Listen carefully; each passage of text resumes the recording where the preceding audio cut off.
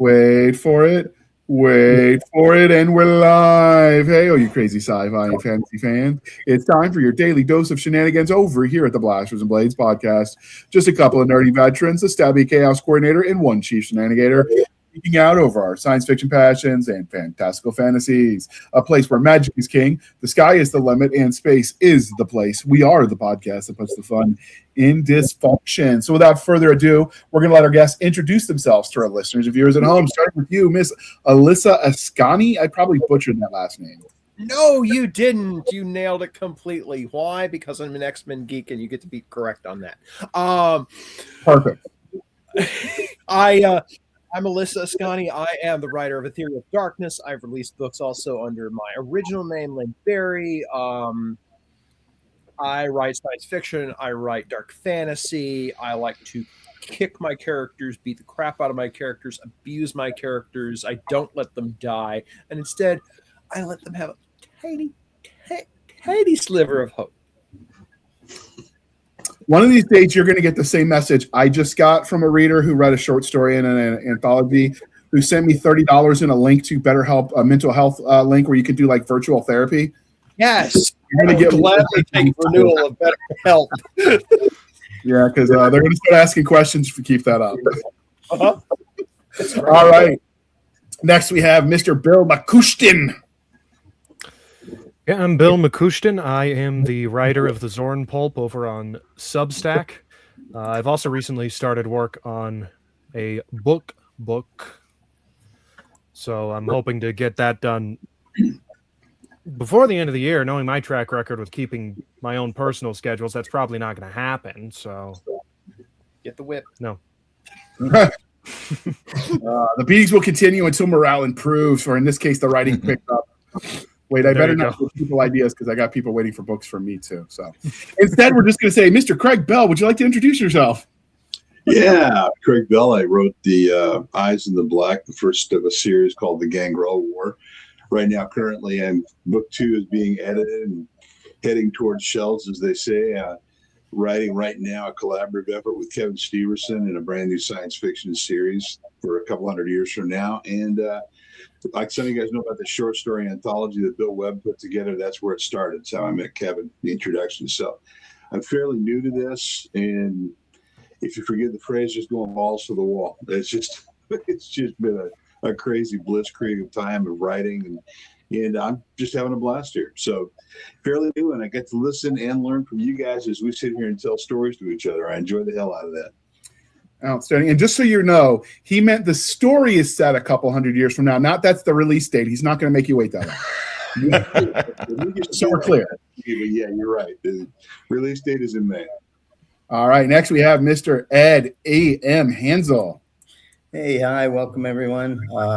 I released my first book, wrote it during COVID. Was unemployed all of COVID, so I had plenty of time to write. Second book and the prequel are both in process right now. At about 80,000 words on the second book and not very far on the prequel, but the prequel will be them getting to the planet. Basically, these guys have settled the planet from a generation ship. They've been there long enough. They forgot they're from Earth and all the fun stuff that occurs with that. So welcome. It can be found on Amazon, hardback, ebook, and Kindle Unlimited. All right. And finally, we have Mr. R. Max Tilsley, who sometimes goes by the name Robert or that Aussie over there. Or under That's there. right. Under there. Depends on which way you turn your spaceship. Oh, God, where do I start? Okay, so I am the author of Project Eclipse, a far future colony disaster sort of story. I have most recently released Wayfarer's Rift, which is book 1 of the Wayfarer's Chronicles, which is a portal fantasy series. I've written other sci-fi. I've written a whole bunch of books for kids, everything from game books to a picture book about looking after a pet zombie. So, yeah, you name it, I've written it. Now, he would have you believe, if you follow him on social media, and we'll link to all that in the show notes, that he is into HEMA, historical European martial arts, and he likes the sword fight. But we know in Australia, that's literally just how he walks his kids to the bus stop. He's got to like battle the kangaroos and the emus and stuff. And so that's actually why he carries a sword, not because he's cool and he's doing like historic stuff. He just doesn't want to get eaten. If you're looking at the visuals, you'll in fact see that the thing holding up my little mic here is in fact my sword. I approve. I'm not in my office, so I just cobbled together a stand out of my sword on my table. He's the one I call whenever I have, message, because, time zones are a thing, but whenever I have sword-related questions. All right, so normally we would skip the religion questions and just ask the coffee or tea, because that is important. But since this is germane to the topic and it sort of humanizes what we're here to talk about, which is generation ships, I thought it'd be fun to mix it up just a little bit for this panel. And I'm going to ask you, what would you miss most if you left Earth to board a generation ship to parts unknown? We're just going to go round robin, starting with you, Bill. I mean, it would depend on, where Earth is at as a planet and where humans are at when the generation ship opportunity comes along. We're going to assume it's today. Yeah, I figured. If we assume it's today, honestly, it would mostly be my family, and that would actually be the one thing that would probably keep me from boarding a generation ship. Okay. It's the same thing that keeps me from moving to a different state. That's a valid answer. Okay, what about you, Ed? Me, I think it would be going outside, obviously. That would probably be it. I enjoy the sky, but, the opportunity to be on another planet later on, or my kids, I could do that. I'm at that point in life. Okay. What about you, Rob? I think the one thing that'd be really hard to get on a generation ship would be solitude. So I think that's what I'd miss. Ooh, that's a good answer. Very well. Real good. What about you, Craig? You got to top that one. Intellectual answer he gave us. No, you're going to get the intellect of a mushroom here. I'm with you. The outside, or rather, going outside is a big thing for me. I'm moderately claustrophobic. And so the idea of being on a generational ship would probably not psychologically. You'd never see me sign up in the Navy for a sub. That'd be darn sure. So I'm a person outdoors. Keep me outdoors and let me see the sky. It's just got to be the way it would be. Okay. Alyssa? Yeah, I very similar to Craig and Ed. I'd love to go for a walk on a nice warm day. Can't really do that on a generation ship. Well, not more than once. Like some sort of O'Neill. No, not more than once. You're right. Not more than once. I mean, unless it had some sort of O'Neill cylinder capability built in, but I don't know how navigatable. You would eventually get used to it, though. That's the problem. Yeah. So for me, I think I grew up on the coast, so I noticed when I left for parts unknown for the Army, I did miss the smell of salt in the air. So I'd probably miss that. Or, the smell of a fresh morning in the forest. It's a good feeling. So, and like you said, in a generation ship, you're going to smell a lot of recycled air. And I imagine it would smell a lot like what it does on when you're breathing oxygen, if you're doing a rebreather on diving or something, that can't smell. So, all right. What are the top 3 things you'd want to bring with you if you got on board, Bill? Top 3 things. You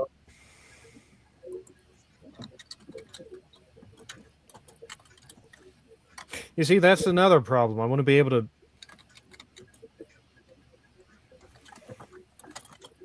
I can't fit all these. I want to be able to fit all these in my cabin. Now you're telling me I have to pick and choose?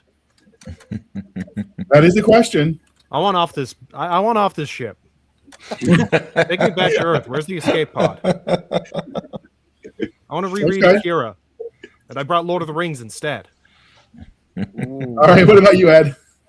Well, I'd have to say that just for the fun of it, I've got to bring a copy of my book so that everybody for the next several generations gets to read it. I think I'd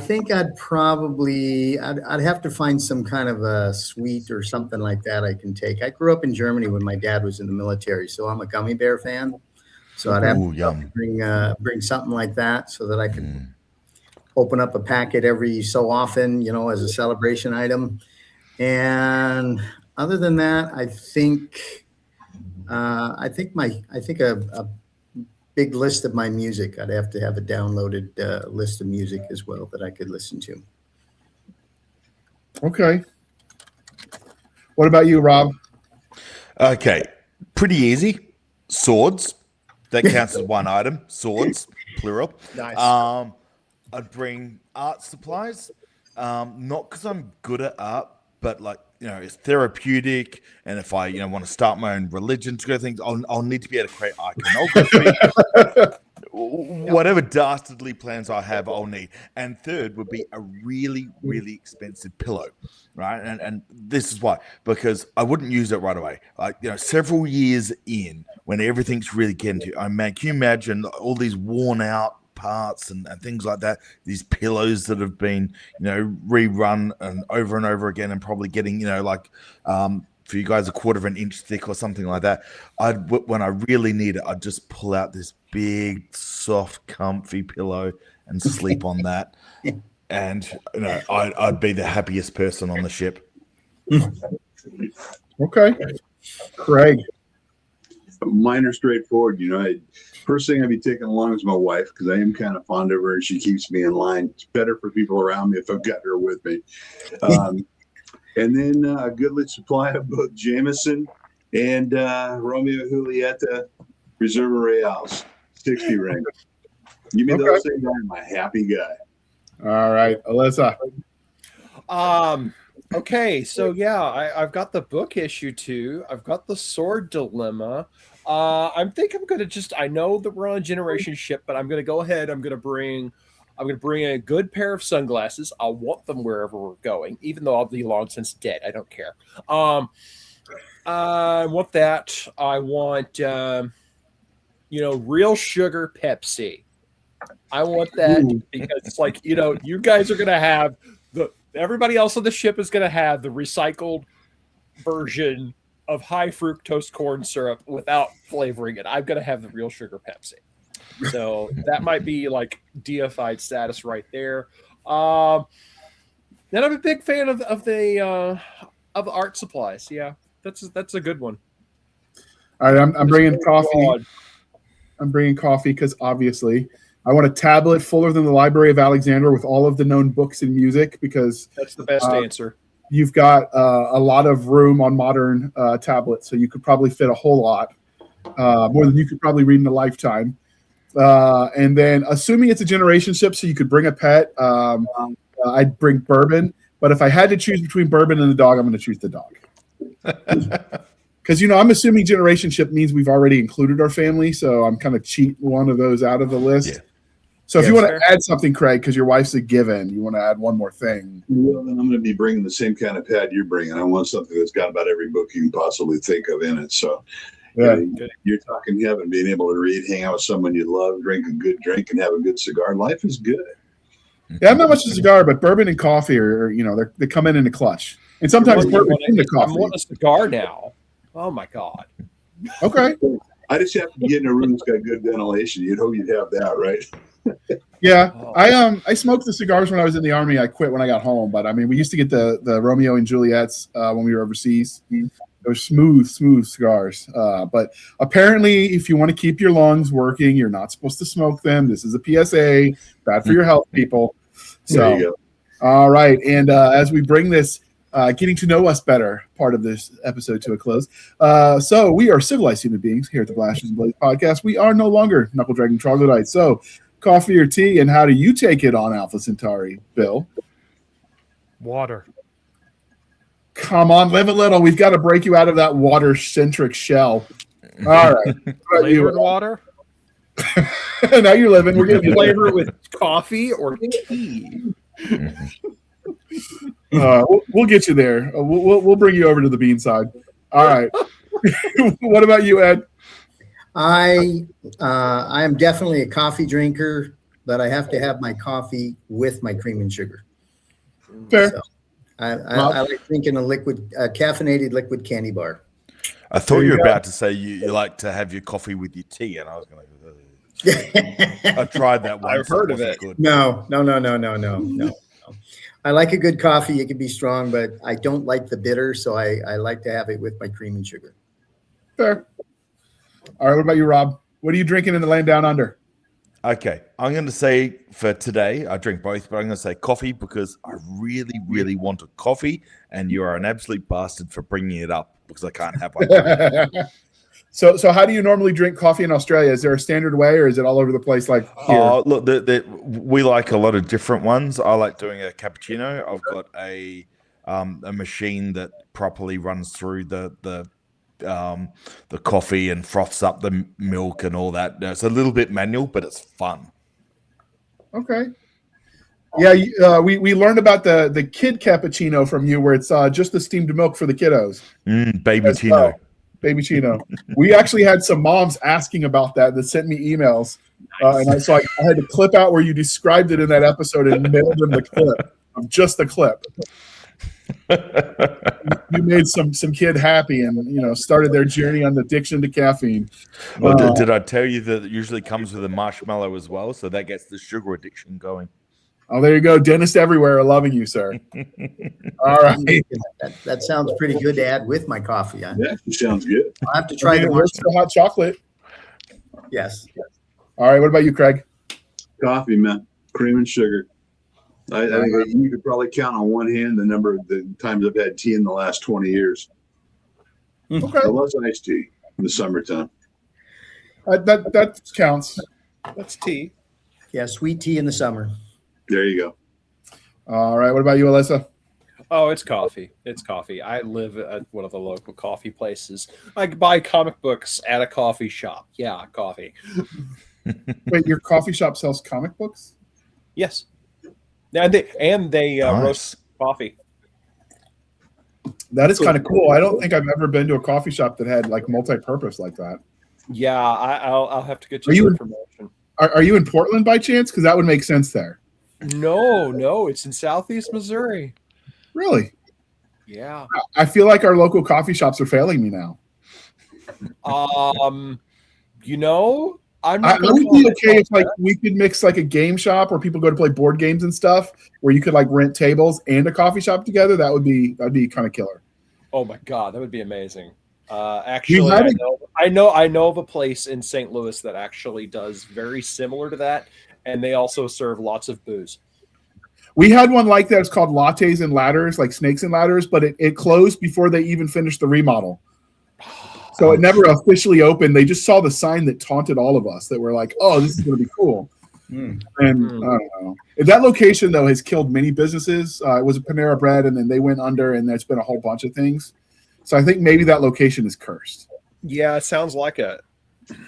So, all right. So this is the part where I know it's a little bit early, dear listener. We're going to air the commercial so that way once we get started talking about generation ships, we don't have to get interrupted. So without further ado, we're going to shamelessly shill for the man. There is a thin wall between our world and that of the Fae. The passions and emotions stirred by violence and combat bleed over, and the supernatural often awakes from long slumber to meddle in mortal affairs. There have always been those among us willing to meet the supernatural threat. They are the men and women of Joint Task Force 13. They hold the line between heaven and hell. JTF 13 from Three Ravens Publishing. Available on Amazon. All right. Thank you for sticking with us through that commercial interlude. I know we normally do it at the halfway mark, but I did not want to get interrupted once we started talking. So today's topic is generation ships. As usual, because it's consistent, we use Wikipedia. You can do with that what you will. I will link to it for a definition. So a generation ship or generation starship, or sometimes called a world ship, is a hypothetical type of interstellar arc, a multi-generational space habitat and starship. It is designed to allow travel times of hundreds to thousands of years to reach nearby stars. The original occupants of a generation ship would grow old and die, leaving their descendants to continue traveling. First off, is everyone cool with that definition? Yeah. Yep. Okay. So I guess the start of is, what do you think would make somebody willing to get on a generation ship? Because, obviously when you get on, you're never going to see the land you guys are aiming at, right? Like you'll be long dead. So how do you lure people in? Well, the first option that comes to my mind is Earth is dying. We have no other choice. Okay. Yeah. Yep. Yeah, That the is- old cataclysm. Yeah, overcrowding. It could be a number of things to take you there. I always look at it as kind of overpopulated. There's, Mhm. there's problems with government. There's problems with local civilization, and people are just maybe like, all right, I want to get out of this. I don't want to do this anymore. And also the hope that their grandkids get something that they don't.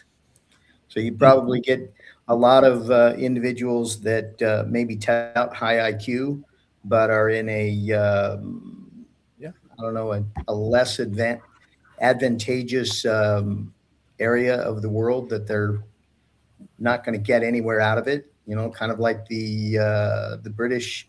You know, there are a lot of serfdom, and a lot of them came to the New World for that freedom. They'd be looking to do that.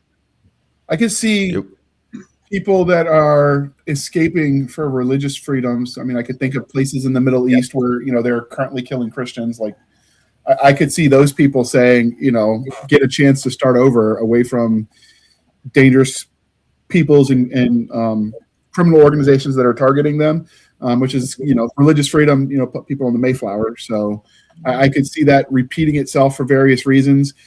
There are also certain what we would consider cults that consider themselves religions that might feel prosecuted, that could feel compelled to make their own. I think in The Expanse, they had the ark ship they were trying to build was like the Mormons wanting to go. It was. Yep. I also think there's room for just a sense of adventure, like wanting to start something better for your kids. I can see that. Maybe somebody, you know, watched Interstellar one too many times and said, you know what, screw this. Humanity was not meant to stay on this planet. Let's get going. And their solution might be generation ship. I could also That's see right. maybe you got individuals who have no family, and you know, Yeah. hey, what is there here for me? So I might as well sign up and take the trip. Yeah, I'd just like to circle back to the overpopulation thing, because that's from the perspective of, like, say, a nation or big group. That sort of makes, you know, sense in that you'd want to give some people a chance for that not to be the case in future, but you're unlikely to obviously, you know, send off enough generation ships to reduce the local population. And interestingly, if you're someone who is in an overpopulated space, if you go onto a generation ship, you are likely to essentially suffer the same sort of feeling, the same lack of space, limited resources, and things that overpopulation has. So you would need a very, very long distant view, knowing that the sacrifices you are making are not likely to make anything better for you. I could also see maybe somebody on the wrong side of a political or military or something. Yeah, I agree with you. You're too. going on the ship. Yeah. I can see, given the state of the world today and the way everybody looks at each other and pointing fingers, the idea of a political schism is probably very real. If you have a large enough group of people that believe a certain kind of government is the way to go, whatever. It can be along ethnic lines. It can be along cultural lines. It can be along just nationalistic lines. But you could very easily see that happen in that situation. I could see something along the lines, you know, it used to be military recruiting. If you got in trouble as a young man, go to war or go to jail. What if it became get on this generation ship and, you know, be, you know, farm laborer at future times, or, you know, rot in a jail cell. And, you know, I could see people, although that does run the question of, you know, if you want the best to populate your generation ship, then how do you get that? How do you inspire them to join? Because there's got to be some vetting that's going to be an issue, I would imagine. Maybe they only go after white collar crimes. Could be. I'm laughing on the inside, but if I start laughing, I might start coughing because I'm getting over a cold. So I will retain it. White collar crimes would be incredibly dangerous on a generation ship, because if you think about it, you've got limited resources, and so hoarding of resources even just manipulating records and things like that could be hugely damaging, and that might not even show up, for 100 or so years when it's too late, when people realize, oh, wait a second, you're sitting there consuming all of this stuff just quietly on the side, and that 0.5% reduction of whatever this resource is actually now has these catastrophic carry-on effects. We've actually seen that in real time with the war with Russia and Ukraine. We won't get political, but we will say the flaw in the Russian system was everyone was afraid to report anything bad. So they all hyped up what they were doing. In this case, they were also selling stuff on the side. So that meant when they actually needed those divisions of tanks, most of them couldn't move. And so suddenly they're not doing combined arms because they don't have the tanks to do the combined arms with. And that is an example. Well, the Russian armor would be yabba dabba doo. Right. And so that's an example of in overly totalitarian. In this case, it's going to be almost like a computer overlord, I imagine, because you've got the resource management through spreadsheets, essentially. You're going to have to live. The other scary thing about what you're saying, too, Ra, is that when you start talking white-collar crime like that, the probability of having a sociopath there, someone who's manipulating and all these different things, goes up way up percentage-wise at that point, too. Interesting to have a whole generational ship with a half dozen psychopaths or sociopathic types running around. There's a whole science fiction movie with a guy in a hockey mask walking around there. Actually, they didn't have a hockey mask, but there is a science fiction movie. It came out last year. It was called Mickey 17. That was really interesting. Yeah. A lot of that setup is exactly what we're talking about here. You've got a little bits of the disenfranchised politically. You've got a little bit of the religion. You've got a little bit of the, I don't think I have things to make work on Earth, and a little bit of, send us your best and brightest. I mean, you're going to need bits of all of us to survive, aren't you? You see, that becomes the other part of that is with the best and the brightest. One, there is the danger of brain drain at home, although that is a risk if in the right situation you might be willing to take. The other part of that is there's no guarantee that the kids that those people have are going to be functioning, normally, right? And so, the way around that, of course, is you're going to have to do some sort of arranged mating and dating, so that way you produce the most optimal offspring for the various things. And education. Yeah, then you're going to end up with a situation where one, you're going to end up forcing people that are on the LGBT spectrum to do things with people they might not be interested in because you need babies. There's this potential downside. And then you also end up with people that really hate each other being told, go in that bedroom and make babies. And there's a way around that. We have the technology. But when we take that, don't put a paper bag on the other person's head and just. In my book, I'm pondering the opportunity of having some kind of artificial insemination. So you're bringing a very large, diverse gene pool with you, because you're going to need that gene pool. Frozen eggs and the rest. Yeah. So whether or not you could artificially inseminate, an egg or something from several hundred years by the time they get there, I don't know, but it's going to make for some. You got to worry about radiation, so you're going to have to do something to shield it. You're going to end up putting it in the most secure place in the ship because that's valuable. Not just the human embryos, but any species you want to create when you get to the other side. Yep. For meat stock and plant stock. Yep. That's for reality that there's a lot of things we have to overcome. In science fiction, the joy is you can pretend you did overcome that. So I think you would have to have some natural selection going on at the same time. You also have some artificial insemination happening too. So there'd be a large gene pool you're bringing with you. And then the other side of things is for the course of the evening, just put the lights down low. The bouncer there was nothing I enjoyed more than the lights coming up at about 20 to 2 in the morning, and everybody saw who they've been sitting with for the last 2 hours. It was entertaining. You were going to say, Rob? JR, when you read out the description, so one of the things they brought up in that was a world ship as a possibility. And so at this stage, I think we've been sort of really considering sort of getting that classic minimal amount of people across because there are less resources, more practical. But when you scale up the population, you have sort of a certain amount of room for redundancy, which provides, so you're going to get different sorts of personalities. You can have that different genetic mix in there, which would mean that you wouldn't necessarily need to rely on controlled breeding. And so even though there's a lot of then practicality issues around the greater scale of it, it actually also helps resolve the challenge of getting that mix in there, getting that mix of skills, getting that mix of genetics, etc. Because over a large enough scale, you can rely on a normal market economy of what's needed to signal that. There's no actually agreed upon in science, because I've done some research when I was planning world building for one of the universes I've written in on generation ships as a concept. Science doesn't even agree with how many distinct genetic strands you need to take with you to have genetic diversity. I've seen as low as 500 and as high as 5 million to maintain stability long term.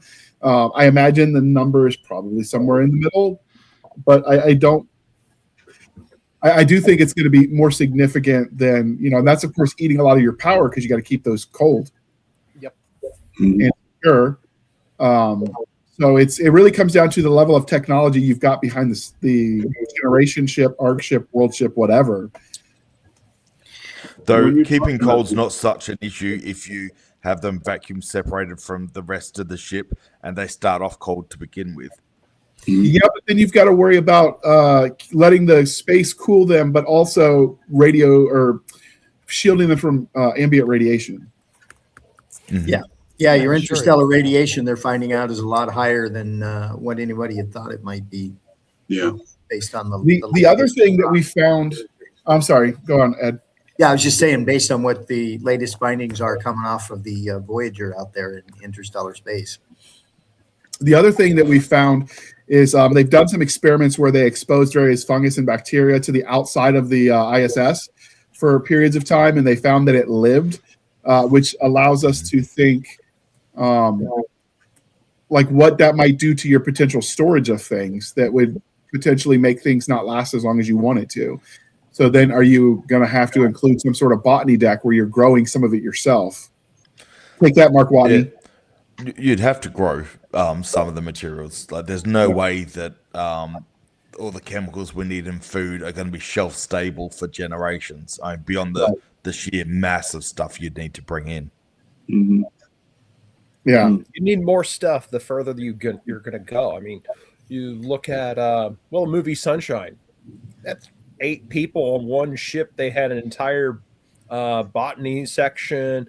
They had tons of different viewing platforms. They had tons of research things, and all their job was to go to the sun and set off a bomb. It was going to take them like at least 2 years to get there. It's crazy.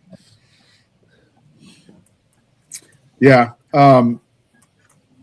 Yeah, that'd be an interesting concept. They covered some of the psychological issues on Interstellar, since we mentioned that movie, is how you keep people sane. Because if your job is, I'm going to be the stock that might, create future laborers on the farms, because, when you get there, you got food. What do you do to keep yourself occupied in the beginning, in the initial stages? It's quite interesting because you actually need like a real different skill set that will keep you busy. Maintaining this generation ship would probably keep everyone busy. Can you imagine the complexity involved? Like, parts are going to be failing left, right, and center, the food production, all those sorts of things would probably mean people actually be really busy. Basic machinist skills would probably be incredibly important. Yeah. I've got it down that you're going to have a few 3D printer fabrication that you're going to need. You're going to need a lot of raw materials for that. You're going to recycle everything. So it's. Go ahead. You're right. It'd be helpful to have some kind of mining capability if you could grab something too and bring in some of the raw material and work that. Yeah, maybe if they're dragging a meteorite with them. That's an idea. or capturing it en route. Yeah, well, on the way out of the space dust. But then you on need the to way have out of the power. solar system. Hold on, we can't all talk at once. So, Rob, you were saying. Oh, just saying. Following, I think it was on both of what they were saying there is that there's space dust, which in itself is not much, right? Because obviously vacuum and all that, but there is some out there. I wonder if over the course of the distance a generation ship would travel, whether essentially scooping all those microscopic particles might be worthwhile to contribute raw materials. Yeah, Ed. That's a good idea. I like that. I might steal that because you might be able to scoop not only microscopic dust, but you might come across some kind of cloud of whatever that might be floating out there too. So that's a great idea. I think maybe the other is they're dragging a meteor on their way. I mean, they're not going to be able to slow down and grab something because the idea is to get moving as fast as you can. So you'd have to take something with you. Or harpoon it and sort of, I don't know, in some respect, if you had some capability to, I don't know, launch a net, send a harpoon, stag it, and launch it that way, grab it that way. And would the generation ship potentially have accompanying small craft that could depart the generation ship and get back, in which case the capabilities? That's a possibility. No, in my world, they don't have that. In my world, it's a it's a von Braun wheel, basically. So that's how they're going to get their gravity, is that they're going to get it through centrifugal force. And snagging anything like that it would slow you down. two, it might change you off course. Yeah. And the relative speeds would be tricky as well. So, because I was thinking earlier, would it be worth essentially going via another star system on the way, or a planet or something, to pick up extra resources, or even just to recharge systems using the solar as you go by? Because obviously when you're in deep space, there's not a lot of energy coming in externally. But then it's like, well, if you're traveling in at 0.5 C or something like that, you're not going to get a whole lot of time. Like, even at that. Yep. Not even at light speed, it's just not going to be a lot of time to do anything. And if you imagine trying to grab anything physically in quantity at that sort of speed, I mean, just the angular momentum you'd pick up, it'd be pretty dangerous. I just for you listening, if you don't hear Craig, his Wi-Fi internet just died. So if he doesn't come back, I'll pimp his socials at the end. If we get him back, he'll join the conversation. But you were going to say something because we all started talking at once. Alyssa, you had something about the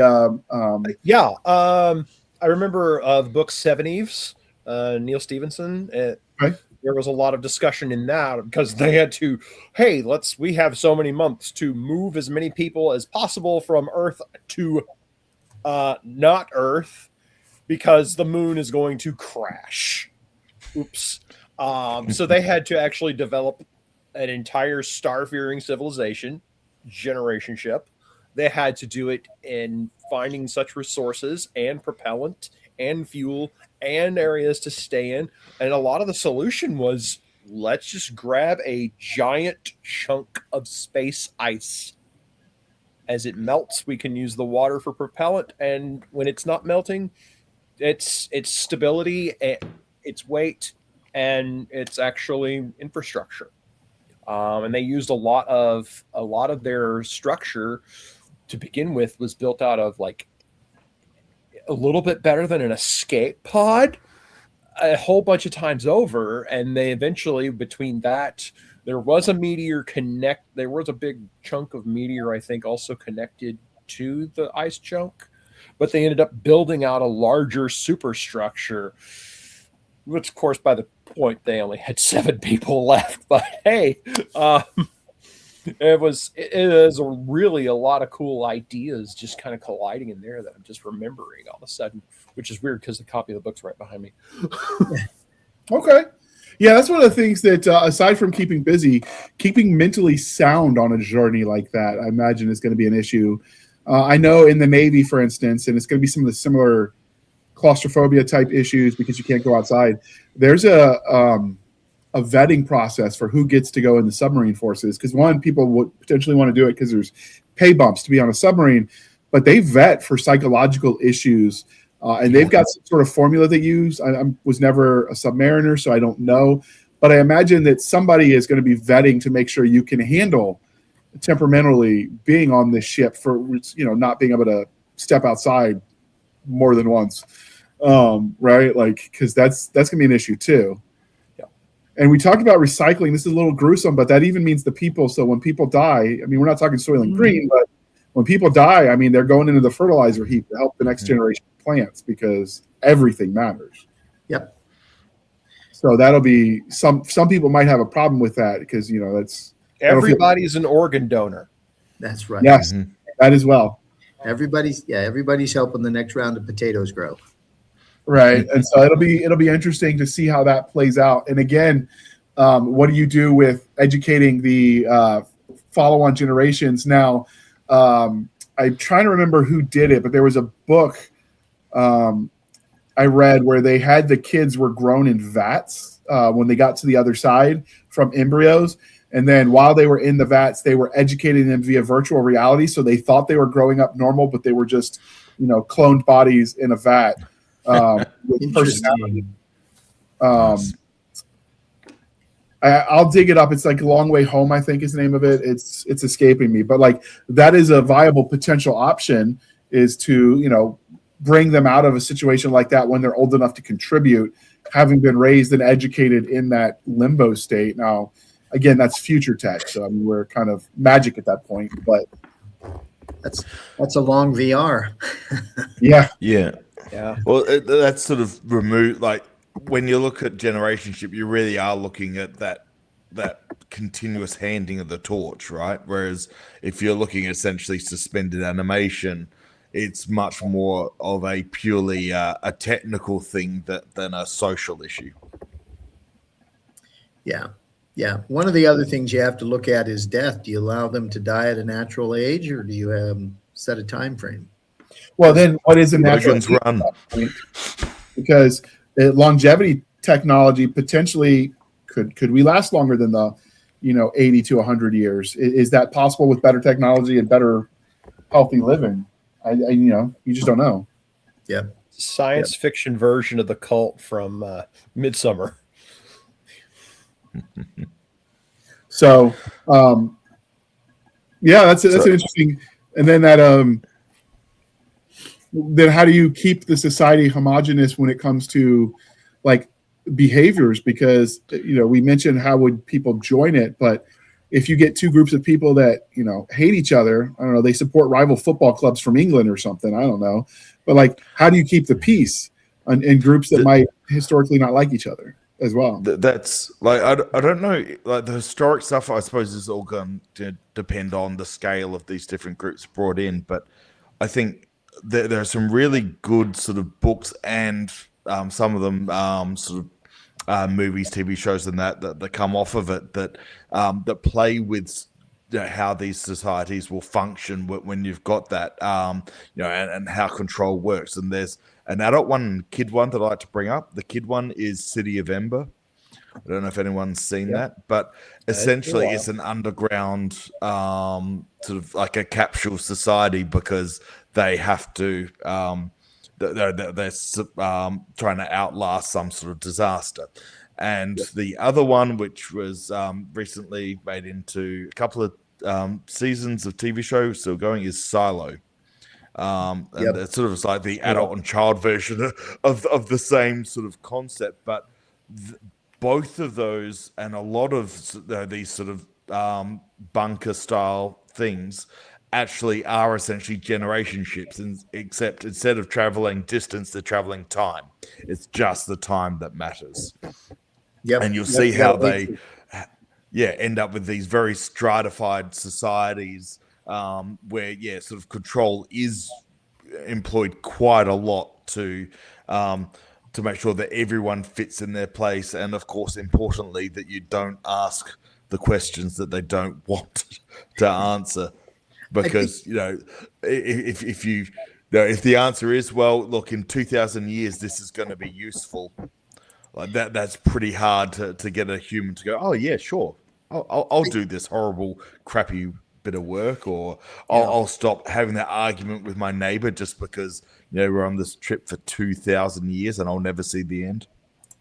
Yeah, I think part of what you're going to get with your social demographics is almost like a small town. If you pick some small town America or small town Europe or something like that, where it's either a couple hundred people or a couple thousand people or 10,000 people. I mean, they all have, everybody knows everybody. Everybody knows what you had for breakfast, and the trash man comes on Tuesday kind of thing. So you'd have that same kind of thing. I think you'd have to have everybody have some kind of a job in the same way. There'd have to be some kind of a pay that would be done so that, everybody does their functions. Some people are going to be farmers. Some people are going to be plumbers. I mean, you're going to have all of that too on that generation ship. In Battlestar Galactica, they bring up the nice little fun bit of, but just because your mum or your dad was doing the recycling, the crappiest part of that sort of work, does that mean that's what you're forced to do? Do you end up with generational servitude or fixed class because that's how it works? Or do you actually have a system where people can shift and take on different roles? Oh, that's a good question. I have a way that I have that being done in my book. In the prequel that I'm writing is more along the lines of they're going to take tests to see what they're good at. They're going to kind of apprentice as they go forward. And, so it's kind of one of those where if you flunk out of school, guess what? You're going to be doing the recycling. I thought you were about to say you'll be recycled. It could be that. Be that. I am putting an age limit in there where everybody hits a certain age and they have to be recycled just because of resources, So that's going to be one of those things that comes up at the end, hey, they're slowing down to reach the planet. Why does he have to die? Kind of thing. I think that'll be a good thing to write about and have a few chapters about. That's really nice. If anyone has been watching the Foundation TV series, I'm talking about the TV series, not the books, because I don't know the books, but they have this repeatedly cloned emperor, and who eventually hits a certain age, and then that emperor is crisped to make room for the next generation. And right at the end, as everything's collapsing, then that last one there is going, well, why do I have to die if it doesn't really matter anymore? and that will to live is pretty hard to beat, because if it's easy to beat, none of us would be here. Yep. Yeah, that's a good one. Yeah. You've been a little bit quiet, Bill. Yeah, I wanted to say something, but I forgot what it was. But I've been there. As long as it involves Akira or Lord of the Rings, I'm happy. I was about to say, recycle him, damn it. He didn't pass the test. At the end of the day,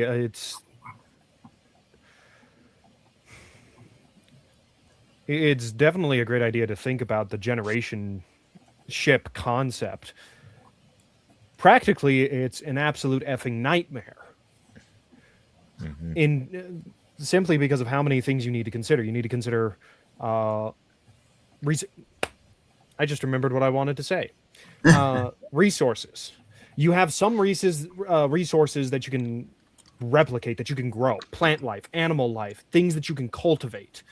Even the human life, the next generation can be replaced, even if we something such as a limit on how many children a couple can have must be imposed in order to maintain a reasonable population level so that things don't become overburdened. But then you have resources such as 3D printing materials, which would have to be finite, which raises the question, how much? How much of this would we need? How is that going to affect the design of the ship? Because, there was that discussion of possibly detouring to gather resources from a planet or an asteroid. So a lot of people may already know this, but space is pretty big. there are not a lot of celestial bodies in space compared to just how big space is. So the chances of running into something meaningful, would we actually be able to run into anything meaningful? Would there even be enough of the little space dust to actually collect enough that could be viable replacements for what is used? And would it even be a material that can be used to replace what has been used? Yeah, that's interesting. So you mentioned, the advantage of plants, and obviously people being able to reproduce, and biological systems have self repairs. But what do you think, therefore, about biological circuitry or other sorts of things where you could therefore have a self repairing ship and perhaps a biome that has some sort of balance? Okay, so I just remember the one about the cloned vats. If you want to check that book out, it's Halfway Home by Hugh Howey. I recommend. But it dove into both growing the people and the psychological aspects of how you pick the perfect pairing of crews, who's going to lead, who's going to follow, and all of that. It's a good book if you like mind trips, but that is a concern when you're talking about future offspring. Same author as Sila. Yeah. The other part of that is the generation that's getting on the ship, clear mission, easy to keep motivated. The generation where, man, we're within my lifetime, I'm going to hit this planet, clear mission, easy to keep motivated. It's the generations in the middle, the murky middle, that I think you're going to have the most problems, because what do? They're born, they live, they die, seeing a mission they'll never touch on a planet they'll never visit with kids they may or may not want. And that's another thing in the practicality of it. You need people who are big picture people. And that's where you start, but there's no guarantee that the next generation, right? Like, how many times have you heard about really smart people who have really dumb kids, or really athletic people whose kids couldn't, tie their shoe without falling over, right? It happens. I'm thought of one time that what if you were to send just a ship full of embryos and an AI? That's what they did in Halfway Home. Okay. And then they landed, the machines built the little habitat for the cryopods. They, raised the babies in the vat with implanted personalities. And then, they harvest the planet for resources that they slingshot back to Earth. Okay. To me, that's not really a generation ship, though, because otherwise it's the equivalent of going, well, yes, it FTL with a lot of embryos or something. No. I'm not saying it's a generation. I'm not saying that's a generation ship. I'm saying the concept of raising people in the vat and then training them before you let them out with certain skill sets that you need, because otherwise, like, not everyone's gifted at everything, but you're going to need people to do the cooking, to do the cleaning, to do the maintenance, to grease the wheels, to the various aspects, to run the botany lab or whatever, right? Yeah. And so you either force people to take a skill early on and train them in an apprenticeship type program, augmented by some sort of AI homeschooling type deal, or you do a VAT system where they're not even released until they're useful, because then they're only getting nutrient paste and they're not sucking up valuable resources. All this gross organic stuff that you're saying, it just reminds me, if you think about it, how much of a house of dust is like dead skin cells and bits of hair and things like that. Can you imagine just how difficult it would be to stop the surfaces from becoming like oily over time, to get all this dust and all of that dead skin cell? That's actually a resource you'd want to use as well. So like generations of this, you'd actually need to make sure that you're collecting this sort of material as well to pull back into your recycling systems. Yeah, you're cleaning the scrubbers and taking them down. You're taking them to the fertilizer vat. Yes. You never see like a Roomba on Star Trek, and it always makes me wonder, how do they keep the carpet clean?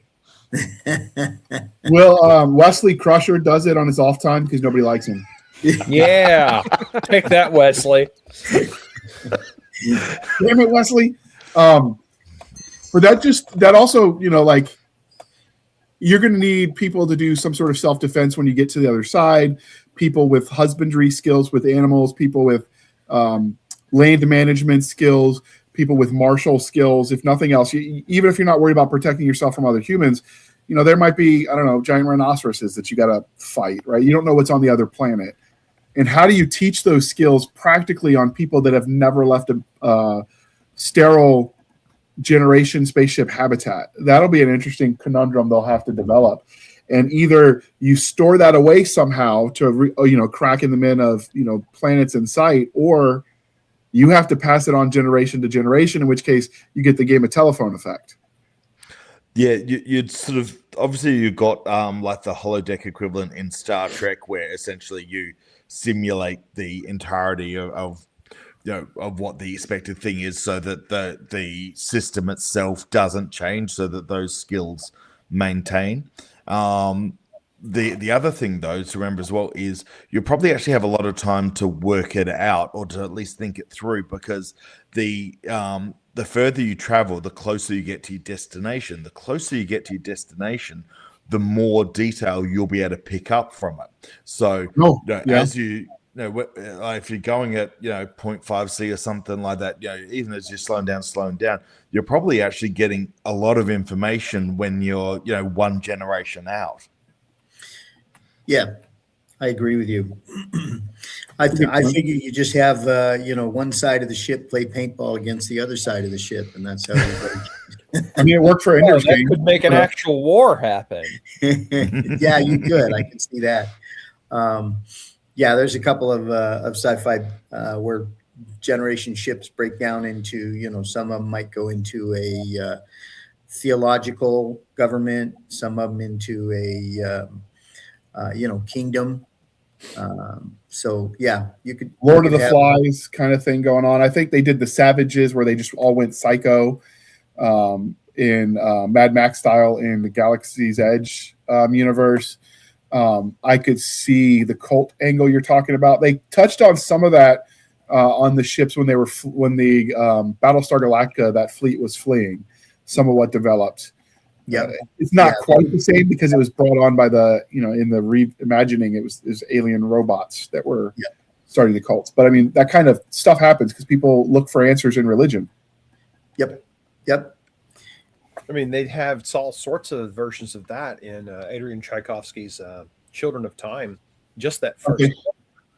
I mean, that it had somebody who was being, going into like cryo freeze, but they also, every time they woke up, it's like, this many decades have passed, and because of these things failing, we now have a whole bunch of kids on the ship. And then he goes to sleep again. It's like, now it's been like 6 generations since then, and all those kids discovered Lord of the Flies and turned it to religion, and have reverted into like cavemen. It's like, what is going on? That could. And somehow you still have to make it to the planet. And at a certain point in time, if they devolve that much, there's no one maintaining the ship. Eventually, inertia will get it. Yep. You could go Homeward Saga by Orson Scott Card, where the AI that powered that ship ended up becoming what they thought of as their god, and they worshipped it like it was a religion. Yep. Because we've got some level of large language model AI now. I mean, it's not truly sentient or sapient, but for some people that might be enough to start thinking it is, because it's searching the known information in the databases, and you could see that warping minds. Well, the other part of that is using ChatGPT as their therapist. That alone led to some interesting things, because there's now lawsuits pending because one young woman ended her life, unfortunately, at the recommendation of the ChatGPT.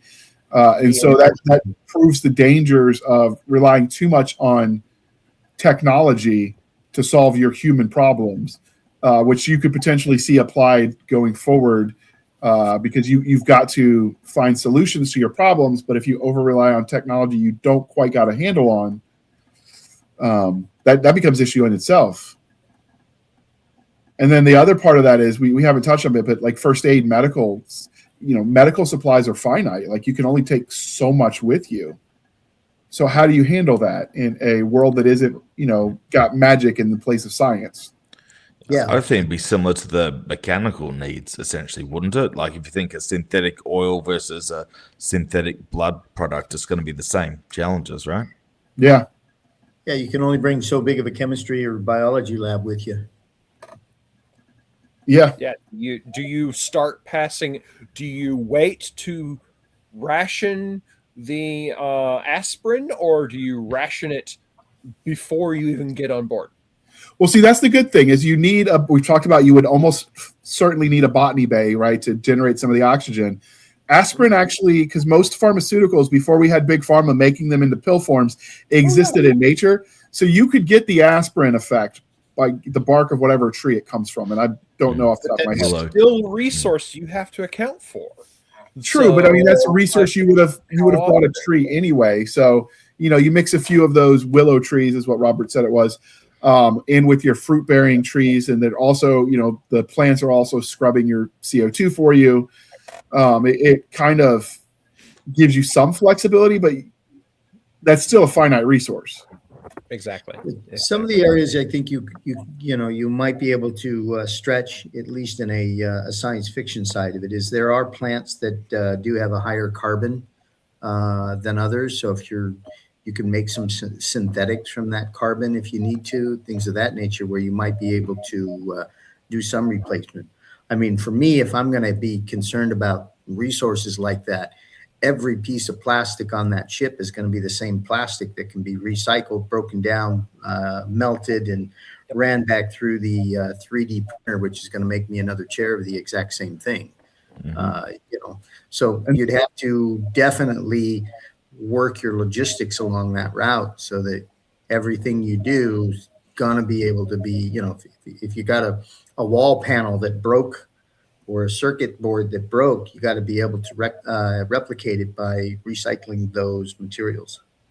And then, of course, you're going to run into the great COVID apocalypse issue where the toilet paper becomes a shortage, in which case we're going to really have to figure out these seashells.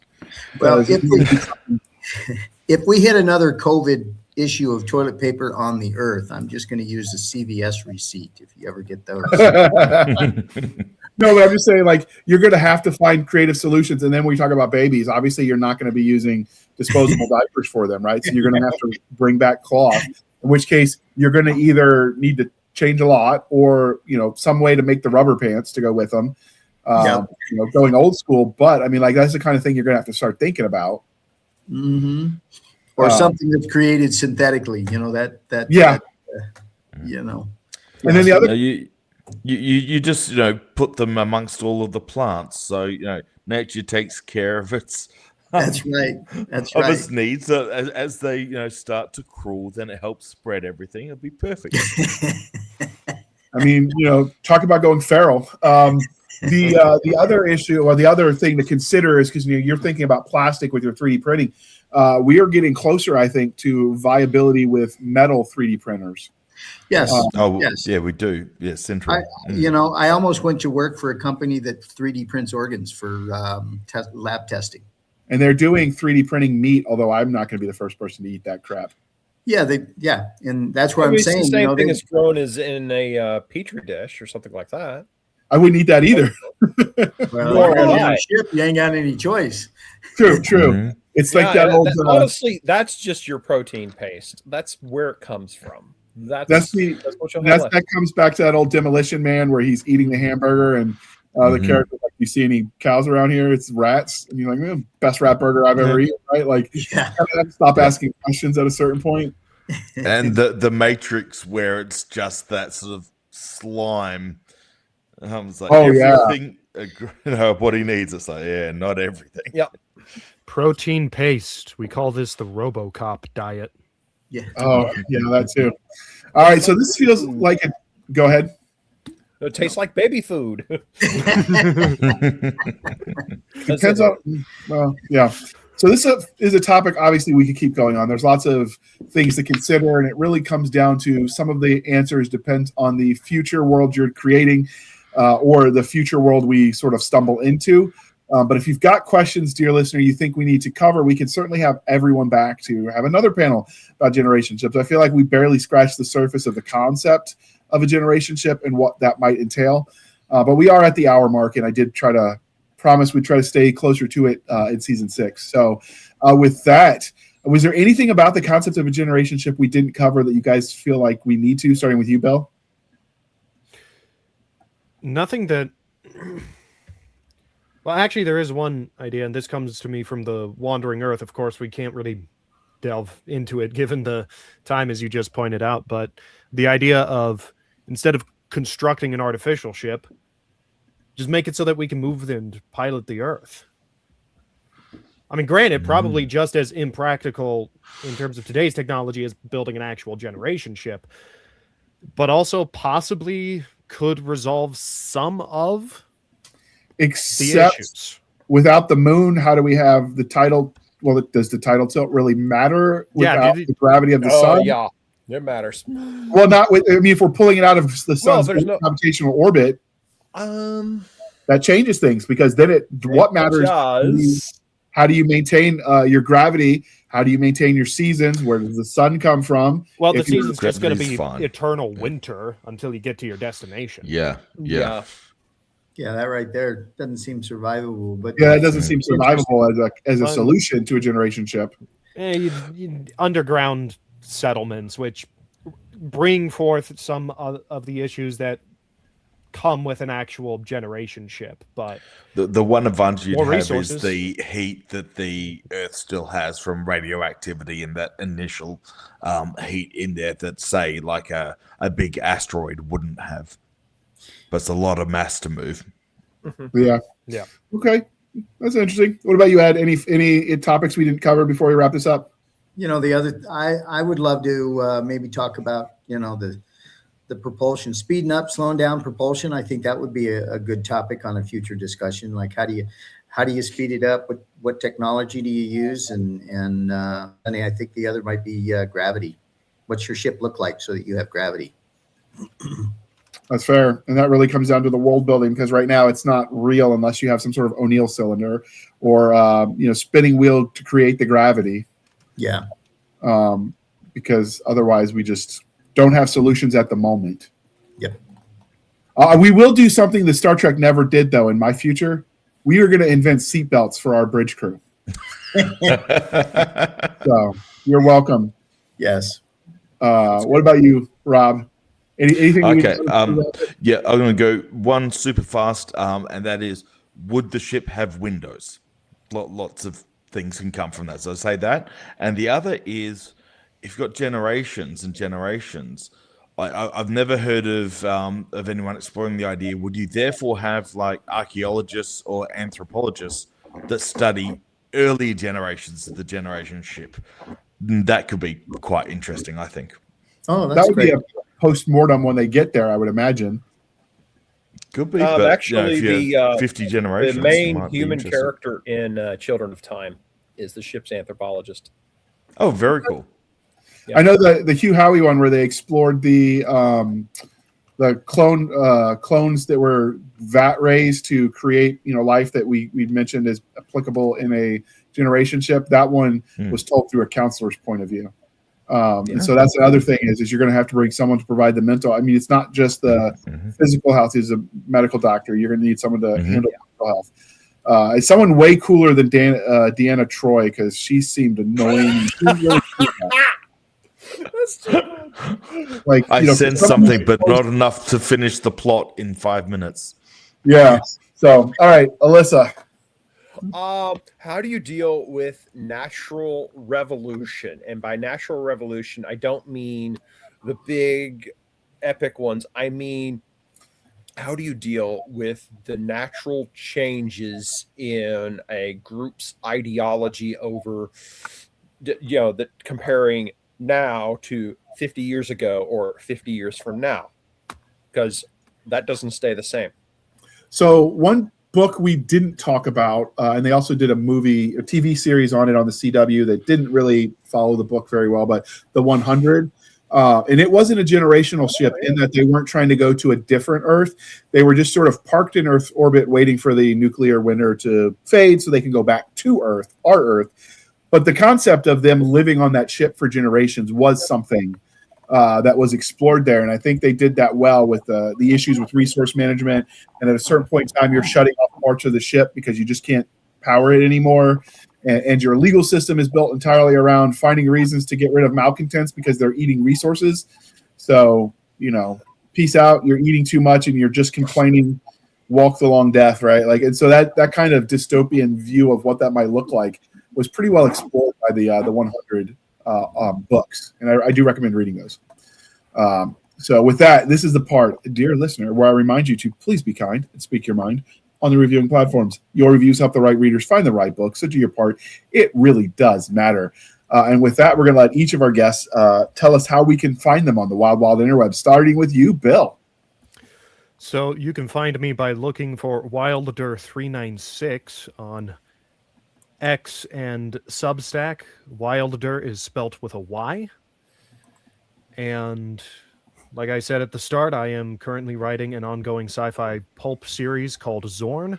That is Zulu Omega Romeo November Echo is how you spell that. And you can find that at zorn.substack.com.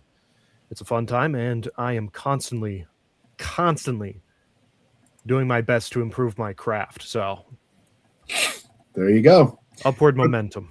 What about you, Ed? And as usual, all the links will be in the show notes. Thank you very much. You can find me on Amazon, Avalon Found, E.M. Hansel. It's a colony ship book or a colony space sci-fi book. You can look for it there. And thank you very much. Rob? Okay, you can find me on things like Facebook and Instagram with Max Tilsley, on Blue Sky with Tilsley. Essentially, you can look around for Tilsley, Tillsley, and odds are it's going to be me or someone else confused that you think that they are me.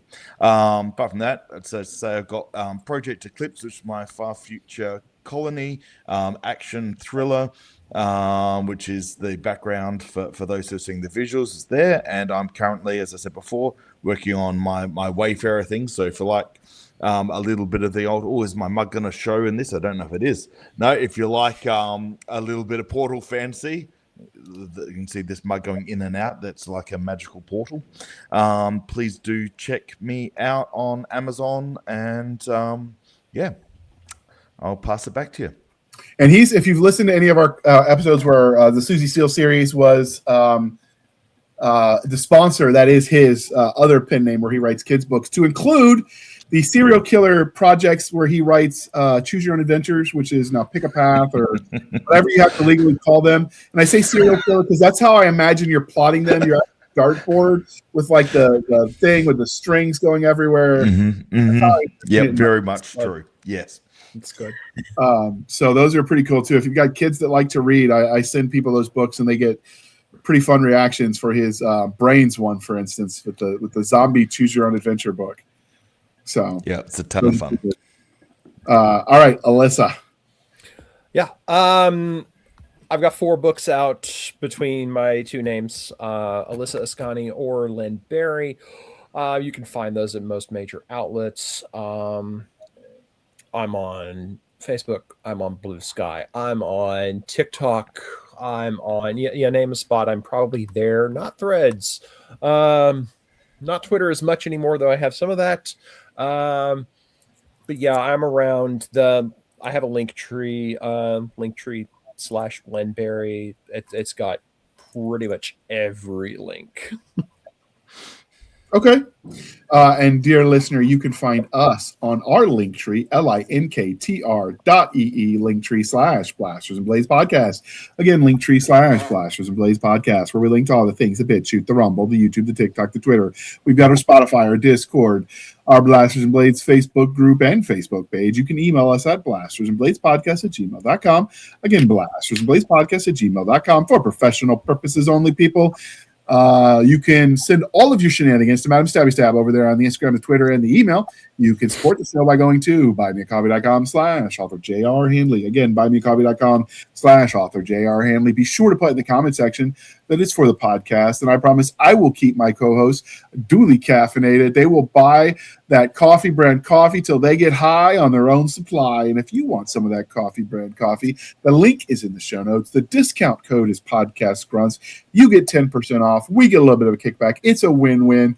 And since we lost poor Mr. Craig to the internet going down, you can find him in the socials, but he is Sid and Craig at Substack, sidandcraig.com, CYD and A&D Craig, CRAIG.com, which is for his books that he wrote with his friend Sid. More will come out, more socials that'll be just him, but they are all linked in the show notes, so check those out. I should have gotten to them before we did us. I apologize. And with that, thank you for spending some of your precious time with us. For my crazy co-host, I am J.R. Handley, and this was the Blasters and Blades podcast. We'll be back next week at the same time. We'll indulge our love of nerd culture, cheesy jokes, and all things that go boom. And this is the part where I thank everyone for coming on the panel. And we beg you, dear listener, if you have questions, comments, or concerns, tweak the algos and leave it in the comments section. We would really appreciate it, and maybe we'll get another episode out of it. And with that, everyone, thank you for coming. This was fun. Yes. Thank you very much for having me. Brilliant.